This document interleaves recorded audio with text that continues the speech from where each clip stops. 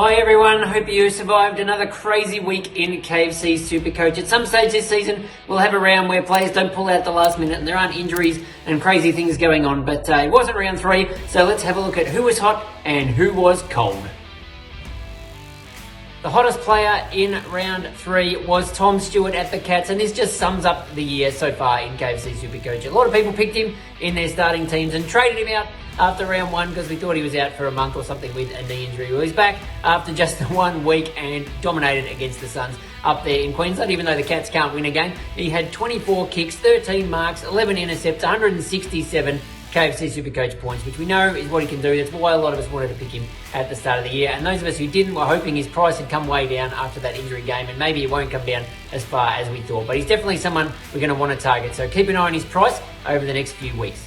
All summer we talked about the Max Gawn, Brody Grundy combination at Melbourne. How was this going to work? In the early rounds, Gawn was dominant. Then, of course, he gets injured. Brody Grundy steps up and he was massive against the Swans yesterday. Clearly his best game in a few years. 143 KFC SuperCoach points, 21 disposals, 5 marks.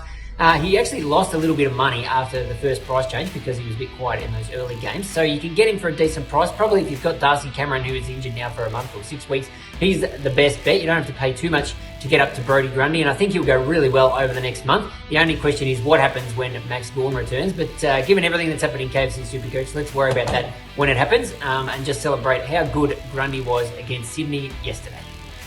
Another injury that a lot of KFC SuperCoaches had to deal with this weekend was Jacob Hopper in the midfield. At least we knew about this one early, so a lot of people put the emergency on Oscar Baker from the Bulldogs to see how he'd go, at least in the first game of the round, before having to make a decision on what to do about Hopper. And Baker stepped up big time. He was absolutely fantastic. One of the Bulldogs' best players, and I think he might have got the message that we needed him because he had 95 KFC SuperCoach points, 17 kicks and just the 1 handball, so that's absolutely great for his SuperCoach scoring, 8 inside 50s and a goal. So he shot up in value as well, which is what we want from our bench rookies, and proved that he can be a pretty handy backup if we need him for the next few rounds.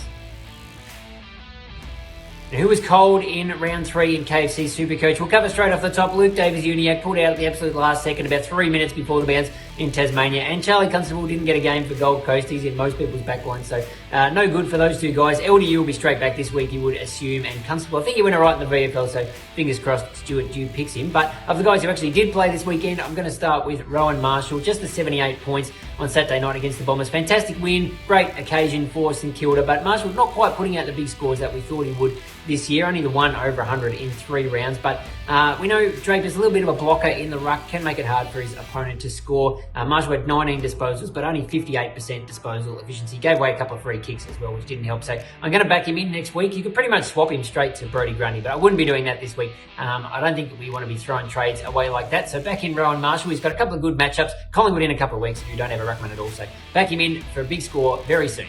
One of the big talking points of the week was Sam Doherty from the Blues. Had 39 disposals against the Giants. Was absolutely mammoth in terms of getting his hands on the ball. The problem was he only scored 87 KFC SuperCoach points. So how can that happen? Well, really it came down to the fact that only 7 of those 39 were contested. We know Champion Data and the SuperCoach scoring system loves to reward players who win the contested ball, and he didn't get too many of those. He had a goal, but 62% disposal efficiency is not great either, especially when you're winning the ball in space and in an uncontested manner. And 7 turnovers from Doherty didn't help his cause. So it's a complicated algorithm that rewards players in KFC SuperCoach. We saw it a bit with Bontempelli on Thursday night as well. Had a heap of turnovers, gave away I think 6 or 7 free kicks. It cost himself a heap of points. So it's not all about just getting your hands on the ball. Obviously that's a good start, but you need to use it well. None of these negative acts. So I think Sam Doherty, I mean, it shows he can get the footy, and if you can tidy up his disposal, he'll still be a good pick, even though he's had a couple of disappointing scores to start the season. We've had a lot of successful mid-price picks this year, which we're all enjoying, but a couple of them haven't really worked out. Sam Flanders, hopefully he got rid of him last week. He was no good at all against the Cats yesterday. And the other one who was very disappointing is Finn Callaghan at the Giants. Some thought he might bounce back after he copped a bit of a shoulder knock the week before, which hurt his scoring, but only the 13 disposals against the Blues. 5 kicks, 8 handballs. That's not a good ratio for KFC SuperCoach. So 3 contested possessions as well, and he didn't get a single centre bounce. So he did go up in money slightly this week, not as much as obviously people would have been hoping, but I think his break-even's about 70 next week, so it'd be a challenge for him to get that. So I think he could be part of a few people's trade plans in KFC SuperCoach this week.